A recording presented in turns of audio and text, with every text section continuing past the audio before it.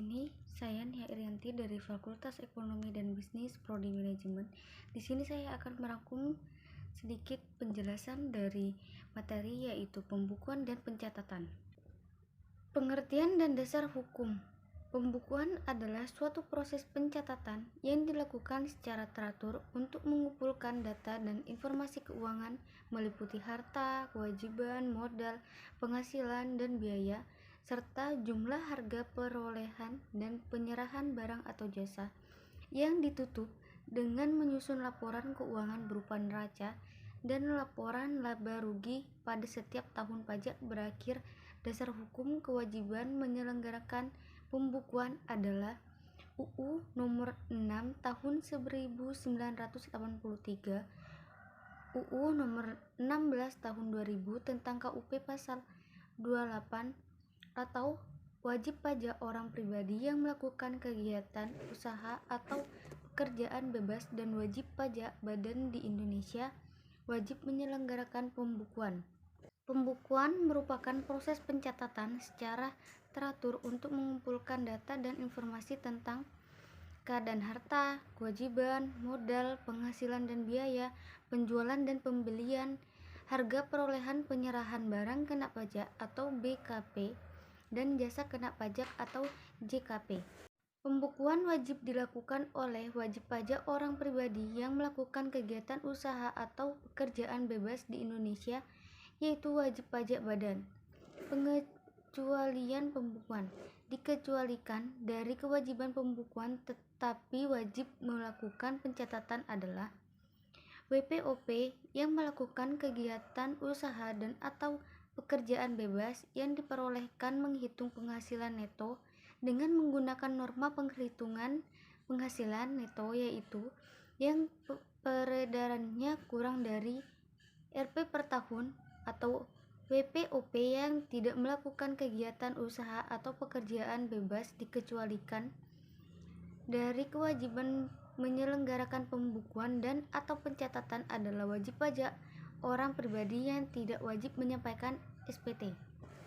Pencatatan adalah pengumpulan data secara teratur tentang peredaran atau penerimaan bruto dan atau penghasilan bruto sebagai dasar untuk menghitung jumlah pajak yang tentang.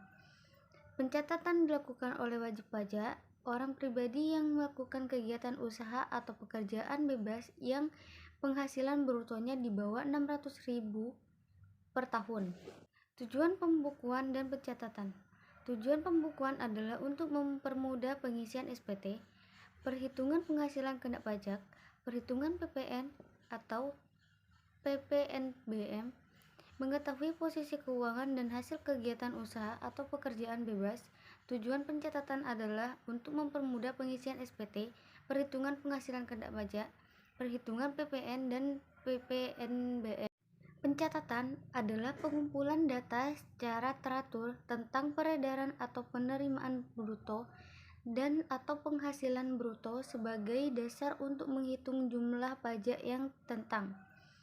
Pencatatan dilakukan oleh wajib pajak orang pribadi yang melakukan kegiatan usaha atau pekerjaan bebas yang penghasilan brutonya di bawah 600.000 per tahun. Demikian ada juga syarat-syarat pembukuan atau pencatatan. Sekurang-kurangnya terdiri dari catatan yang dikerjakan secara teratur mengenai keadaan kas dan bank, daftar utang dan piutang. Baik, selanjutnya yaitu ada syarat-syarat pembukuan dan pencatatan.